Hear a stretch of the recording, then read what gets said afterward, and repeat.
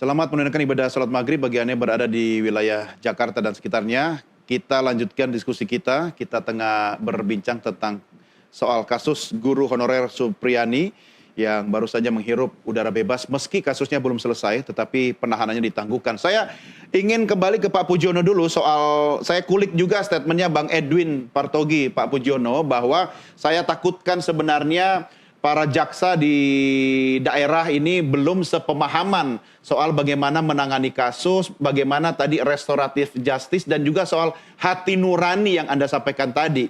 Nah, bagaimana ini biar jangan sampai nanti viral dulu, baru ada keadilan. Bagaimana Pak Pujiono? Jadi poinnya begini ya, kalau restoratif justice sebenarnya sudah sangat masif ya, bahkan kan kalau Kejaksaan Agung itu sudah hampir 10.000, di tahun 2023 itu saja sudah sekitar 3.000. Cuman kan memang syarat restoratif justice itu kan kedua belah pihak harus setuju. Sepakat ya. Nah, problemnya kan di sana. Mungkin kan teman-teman jaksa maupun kepolisian barangkali ketika proses ini di mau restoratif justice di RC, tapi kan tidak ketemu titiknya sehingga kemudian dilimpah-limpah terus. Nah, sebenarnya kalau kemudian mau jujur ya, kalau teman-teman kejaksaan, ya, karena domain saya di kejaksaan, yang menangani kasus ini ketika mau menyelami rasa keadilan itu, ketika kasus ini dilimpahkan dari kepolisian penuntut umum, nah sebelum itu di P21 dilimpahkan ke pengadilan, harusnya bisa mereka melakukan seponering, kalau dalam istilah yang familiar kita sebut deponering itu. Tapi kan itu tidak dilakukan. Dulu pernah dilakukan, kayak misalnya kasus sawit di Rohul, ya di Rekan Hulu itu di Riau, itu juga dilakukan di seponering, atau kita istilahnya tadi deponering, atau kasusnya Pak Abraham Samad Kembang Wijoyanto dulu juga, ya itu kan juga dilakukan itu. Nah, tidak harus deponering, seponering itu tidak harus dalam kasus-kasus besar, tapi kasus-kasus yang itu menyinggung hati nurani masyarakat, yang menyinggung rasa keadilan yang tumbuh di masyarakat, itu bisa dilakukan. Nah, memang ini problem penegak hukum, ya kalau domain saya kejaksaan, saya ngomongnya teman-teman jaksa di daerah khususnya, sehingga kemarin Pak Jambidum kita juga apresiasi, langsung gercep, langsung kemudian kasus ini diambil alih oleh Jambidum, jadi tidak kemudian ditangani oleh jaksa di daerah lagi dari Jambidum. Nah, sehingga kita berharap nanti ya tuntutannya kurang lebih kalau misalnya ini karena sudah terlanjur dilimpahkan, seperti Landak Bali itu, di Bali itu sudah terlanjur dilimpahkan, kemudian viral, terus kemudian teman-teman Komjak juga mendorong agar kalau RC sudah kelewat, ya udah ini jaksa harus mendengarkan rasa keadilan, tuntut bebas, dan akhirnya juga kemudian dituntut bebas. Nah, paling nanti juga hakim akan kok kalian tidak RC sejak dulu gitu, kan bilang begitu. Tapi kan ya terlepas dari ketemu atau tidak, proses ini sudah sampai ke pengadilan. Ya, artinya sekarang bolanya kan di hakim ya, hakim pengadilan ya. Dan hakim bisa meminta jaksa untuk melakukan upaya itu, Pak. Satu hakim, tapi teman-teman jaksa memiliki peran, karena sebagai penuntut umum, dia yang bisa menuntut mau dihukum berapa. Karena kan kalau secara formil kan terpenuhi nih. Jadi perbuatan melawan hukumnya ini terpenuhi nih, perbuatan pidananya ini terpenuhi. Nah, tinggal kemudian teman-teman jaksa dengan mendengar rasa keadilan yang di masyarakat ini, ya sudah, penganiayaan ini karena dasarnya keadilan, ini bagian dari edukasi, bagian dari pendidikan, gitu, bagian dari pendidikan, bisa kemudian dilakukan tuntutan bebas. Oke, soal esprit de corps bagaimana, Pak? Kalau ya itu kan titik-titik yang kemudian kita orang luar bisa melihat spirit the crop segala macam itu ya. Tapi kan saya tidak membaca ke sana lah ya.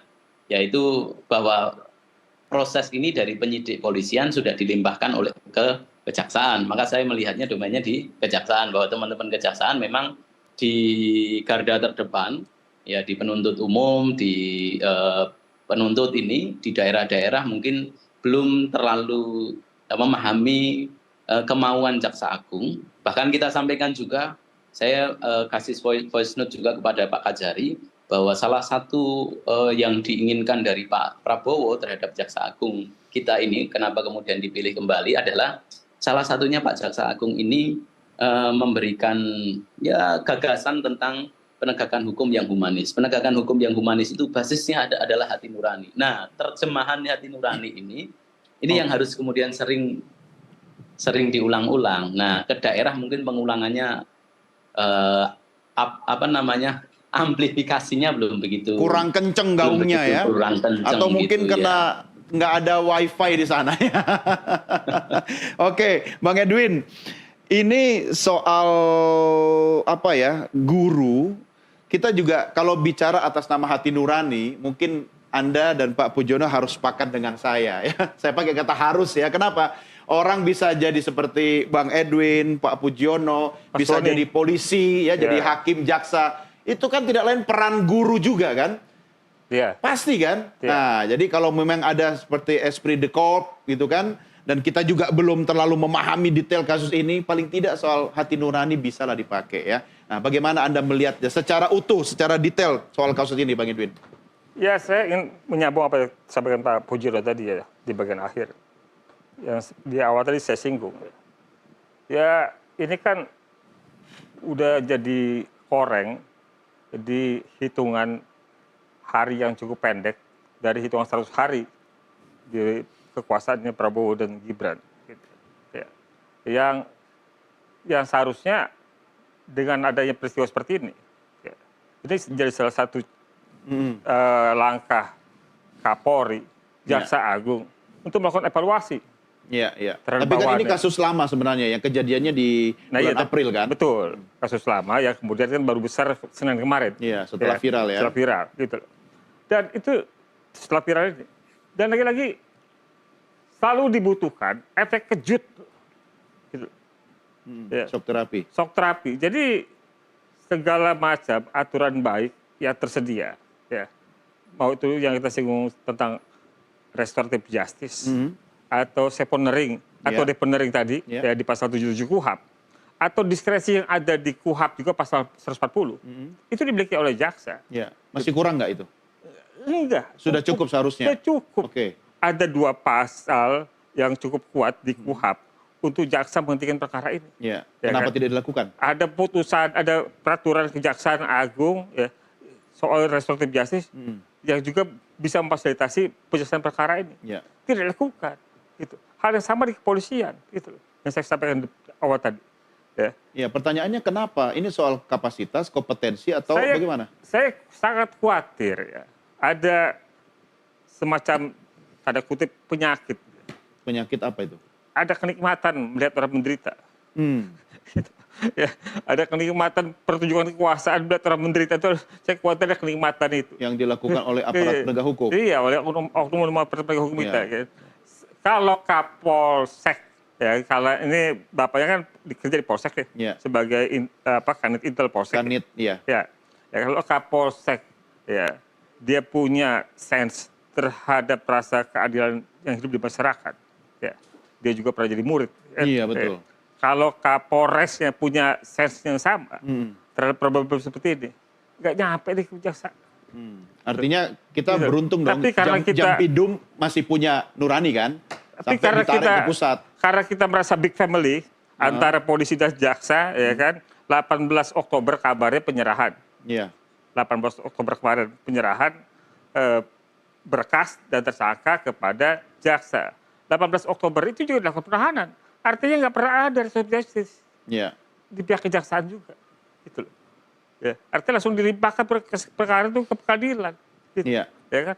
Dan kemudian setelah ramai, ya, yang memutuskan dia keluar kan bukan jaksa. Iya. Putusannya pengadilan. Ya, Bang Edwin, artinya saya kan tidak punya, saya bukan hakim dan saya tidak berhak menghakimi. Artinya ketika kita harus lihat secara seimbang, anak ini kan kemudian ada bekas luka ya. Iya. Nah, saya juga tidak tahu apakah itu benar bekas luka akibat tindakan pendisiplinan oleh guru. Nah, paling tidak kan kita harus mendalami kasus ini dulu soal buktinya, ya kan, alat bukti dan seterusnya. Kalaupun ternyata polisi bergerak cepat gitu kan, kita harus apresiasi juga gitu kan. Meski tidak sepenuhnya dan tidak boleh kita mengatakan siapa yang salah sampai benar sekarang ini. Bagaimana dong soal itu? Iya, kita sama-sama tidak tahu posisi kebenaran kasus seperti apa. Apakah peristiwa yang dituduhkan, disangkakan itu benar atau tidak. Tapi kalau kita mendengar sendiri keterangan dari pihak kepolisian, ya, ada kesimpulan sederhana Ya, bahwa luka yang dialami si anak ini, siswa ini, sepertinya ya, kategorinya luka ringan. Ya. Sejauh ini saya belum tahu penerapan pasalnya apa, Ya. ya kan. Yang tadi saya sampaikan di Kejaksaan Agung itu dan juga di Mahkamah Agung ada sama-sama peraturan tentang restoratif justice. Ya salah satu persyaratannya misalnya ancaman hukumannya di atas. bawah 5 tahun. Oh, di bawah 5 tahun. Gitu loh. Oke. Ya kan? Itu Gitu loh. bisa restoratif bisa restoratif justice gitu. Nah itu ya maksud saya terlepas benar atau tidaknya yang disangkakan bahwa ruangnya terbuka untuk diselesaikan di luar mekanisme hukum Ya, ya. pengadilan, ya kan? Gitu loh. Kok kita senang apa sih hukum? Ya? Kenapa tergesa-gesa langsung masuk ke Iya, ranah kita pengadilan tuh begitu ya? nggak bisa melihat sebaliknya ya. Oke lah, si anak itu jadi korban ya, dari peristiwa yang mungkin dilakukan oleh Supriyani, ya kan? Tapi bisa nggak kita melihat dari posisi Supriyani? 16 tahun jadi guru honorer yang diupah cuma Rp300.000. Ya. Itu cuma buat pulsa kita doang sebulan. Ya kan? Itu. Tanpa perlu membandingkan dengan gaji polisinya kan? Nah iya, maksud saya pengabdian ya. Iya, sama-sama mengabdi sebenarnya kan? Iya, sama mengabdi. Maksudnya pengabdiannya 16 tahun dengan upah Rp300.000 itu, kemudian dikonsesi, kemudian dibalas dengan penjara. Oke. Gitu loh. Oke. Belum lagi dia punya anak balita. Itu belum lagi dia mau daftar PNS, harus punya memenuhi persyaratan segala macam administratif dan kemudian terhambat dari proses hukum ini. Gitu loh. Mimpinya jadi PNS itu udah mimpi yang paling muluk tuh. Betul, betul. Akhirnya bisa terhambat gara-gara kasus kan, hukum ini. Iya, bahkan gugur. Anda lebih mencermati statement Anda tadi lebih dari perspektif hati nurani kan? Iya. Tapi sebenarnya ada faktor lain yang Anda juga paham, Bang Edwin. Saya mau minta komentarnya Pak Pujono soal PP nomor 74 tahun 2008 tentang guru, Pak Pujono. Pasal 39, 40, 41 itu kan sebenarnya jelas ya bahwa guru bebas memberikan sanksi atau mendisiplinkan murid. Kemudian hak pelindungan dalam menjalankan tugas dari seorang guru, termasuk pelindungan hukum dari ancaman. Nah, saya melihat bahwa polisi tidak melakukan upaya melindungi guru, malah ikut terlibat memberikan ancaman atau bahasanya sekarang hyper criminalization terhadap seorang guru honorer. Komentar Anda, Pak Pujono? Begini, kalau kita mau bicara itu dalam konteks restoratif justice misalnya ya, PP itu kita kembangkan, kita tarik dalam konteks restoratif justice, kita juga sebenarnya punya problem soal RC ini, aturannya sangat, ruangannya sendiri-sendiri. Polisi punya ruang sendiri, kejaksaan punya ruang sendiri, pengadilan punya ruang sendiri. Kayaknya ada kompartementasi sendiri-sendiri, walaupun sebenarnya harus tidak begitu gitu ya. Harus tidak begitu, makanya kadang-kala cara RC di kepolisian berbeda barangkali dengan cara RC di kejaksaan. Nah, yang apakah kita tafsirnya juga berbeda-beda dari mereka semua? Bisa jadi. Bisa termasuk jadi. Misalnya kata tadi misalnya, itu kan melakukan upaya pendisiplinan itu kan batasnya juga itu tidak detail, hanya kemudian yang dianggap perlu dan kemudian tidak bertentangan dengan peraturan perundang-undangan, masih ada batasan di situ. Nah, sepanjang kemudian yang dilakukan itu termasuk kategori penganiayaan, termasuk kategori yang melanggar di KUHP, kan bisa kemudian polisi menafsirkan lain. Makanya yang kita dorong pertama, kalau domain kita di kejaksaan, RC itu jangan kemudian harus didorong sampai kemudian tingkatnya kejaksaan negeri. Kewenangan. Ya, beberapa sudah dicoba sekarang izin RC itu di kejaksaan tinggi. Nah, itu harus kita dorong sampai kejaksaan negeri, biar kemudian bisa lebih leluasa teman-teman kejaksaan negeri. Kedua, kita dorong kepada pemerintah, bikinlah undang-undang yang bisa melingkupi aturan-aturan yang terkompartemenisasi sendiri-sendiri tadi. Undang-undang tentang restoratif justice, karena ini penting gitu, sehingga ketika menerjemahkan itu, semuanya clear, punya persepsi yang sama. Itu yang kedua. Yang ketiga adalah, juga kalau kemudian kita juga harus jujur ya, juga harus objektif. Kita juga tidak boleh berlindung dibalik kata pendidikan segala macam itu, karena kan sekarang sekali lagi zamannya berbeda. Nah, ketika kemudian aturannya itu ternyata masih ada celah, aturannya itu ada masih multitafsir, yang kemudian muncul adalah ya seperti ini terus menerus gitu. Nah, apakah kemudian atas nama pendidikan kita juga akan kemudian mengamini apa yang dilakukan oleh guru tahfidz yang mencabuli Iya, semuanya itu. iya, Oh, iya. Kan jadi iya, tidak betul. sampai sejauh itu kan. Sejauh Nah, itu. tetapi sebenarnya begini, kita harus menarik bahwa yang namanya Hmm. pendidikan, ketika tindakan itu ada batas kewajaran yang kemudian kita bisa menilai secara universal. Pikiran saya dengan pikiran Mas Dondi, pikiran Pak Pardogi itu barangkali sama pikirannya, bahwa yang namanya kewajaran, oh lukanya masih begitu, itu hal yang sifatnya wajar. Kan tidak mungkin kemudian tingkat kesabaran orang itu dipersamakan gitu. Bahwa betul apa yang dilakukan itu adalah perbuatan melawan hukum, ya. Tapi kemudian harus ada alasan pemaafnya. Alasan pemaafnya apa? Alasan pemaafnya itu bukan lagi diskresi yang kemudian dimiliki oleh jaksa, dimiliki oleh polisi, tapi kemudian ke depan harus kemudian yang kita dorong, oh ini ada undang-undang yang mengakomodasi alasan pemaaf yang dilakukan oleh guru. Undang-undang restoratif justice misalnya, ya. Itu clear. Tapi kalau posisinya itu belum, yang dalam jangka pendek yang bisa kita lakukan adalah satu, tetap suara penegakan hukum yang dasarnya hati nurani itu kan clear, perintah Undang-Undang Kejaksaan pasal 37. Itu harus kemudian diamplifikasi secara lebih luas. Kedua, mendorong restoratif justice itu tidak hanya sampai pada tingkat pengadilan, tingkat kejaksaan tinggi, tapi sampai kepada kejaksaan negeri. Ini penting. Sehingga kemudian Kajari, ya, kepala kejaksaan negeri itu dia punya juga bisa, oh kewajiban saya itu juga harus menegakkan hukum, bukan hanya menjamin kepastian, tapi juga mendengarkan ruh keadilan yang ada di masyarakat. Nah sementara ini kan enggak. Sementara ini enggak ada proses administrasi yang berjenjang, yang kadangkala dalam sisi lain ditekan oleh penyidik bahwa agar kasus ini segera dilimpahkan. Tapi di sisi lain ketika kemudian akan melakukan permohonan restoratif justice, bisa jadi nanti ini jadi persoalan harus menunggu berapa waktu karena harus ketemu jadwalnya dengan pimpinan segala macam. Nah ini kan jadi agak lama. Iya. Nah oleh karena itu kita doronglah nanti restoratif justice sebelum ada undang-undang baru tentang restoratif justice yang mengakomodasi yang meniadakan kompartemenisasi masing-masing lembaga ini, kita dorong nanti sampai kepada pengadilan negeri. Sampai kepada kejaksaan negeri gitu. Ya, oke. Begitu. Baik, Bang Edwin, setidaknya masih ada harapan dong ya. Artinya kita bisa jadikan kasus Guru Supriyani ini sebagai pelajaran agar nanti ke depannya jangan sampai ada viral dulu baru kemudian ada keadilan gitu. Terlalu mahal kalau kita hanya mengambil hikmah. Gitu.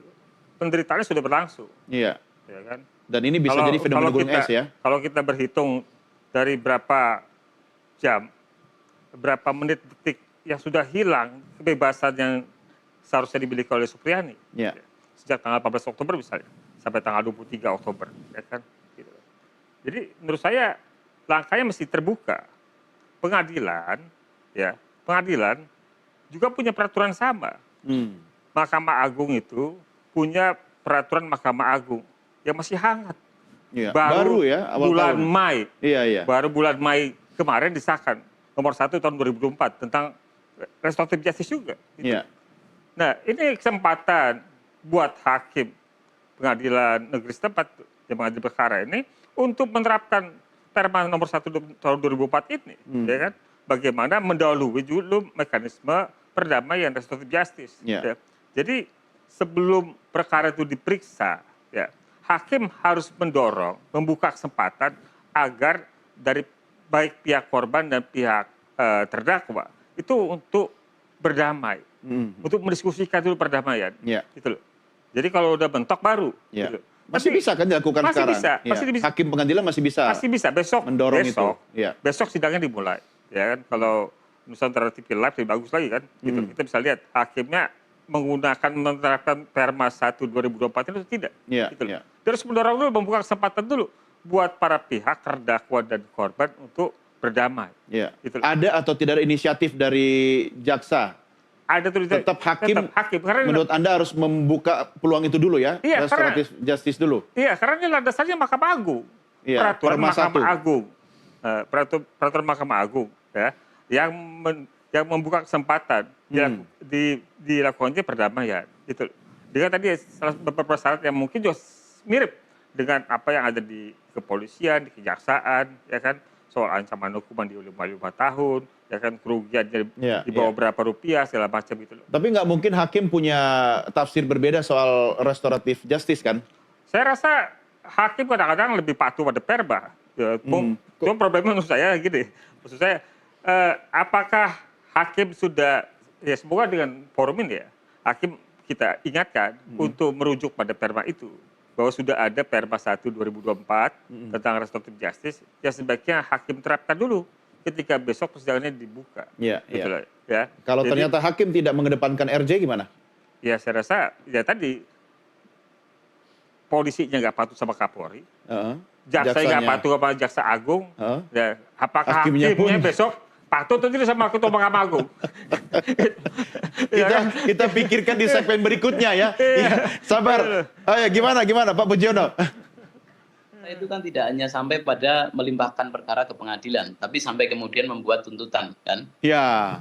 Kalau dalam proses ini, nah kita tunggu nanti apakah kemudian tuntutannya itu ternyata sampai dihukum atau tidak. Tapi kalau tuntutan bebas, ya tuntutan bebas, ya itu bentuk afirmasi lah ya, bentuk afirmasi atas kesalahan kemarin, kemudian dia melakukan alasan pemaaf bahwa ini kemudian kita melakukan tuntutan bebas. Nah, kita juga akan mengawal itu kok. Jadi kita akan mengawal dan saya yakin dengan track record Pak Jampidum mengambil kasus ini ditarik ke Kejaksaan Agung ditangani oleh Jampidum, arahnya saya yakin nanti bahwa ini akan memberikan ya keadilan khususnya kepada ibu guru kita. Bisa itu Pak Pujiono, salah satu upaya yang bisa dilakukan oleh Ketua Komisi Kejaksaan itu sering-sering kirim voice note, sering-sering kirim WA ke jaksa-jaksa yang ada di pengadilan itu.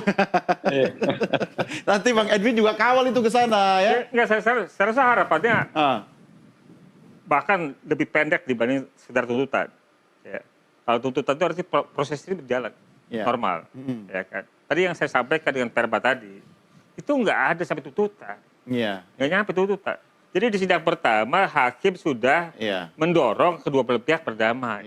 Gitu. Jadi nggak perlu ngomong sampai tuntutan. Mungkin setelah didorong, akhirnya jaksa memutuskan mengajukan tuntutan bebas gitu loh. Kan sama juga justice-nya kan. Oke, tahan dulu diskusinya. Kita akan lanjutkan di segmen berikutnya. Pemirsa, kami segera kembali sesaat lagi.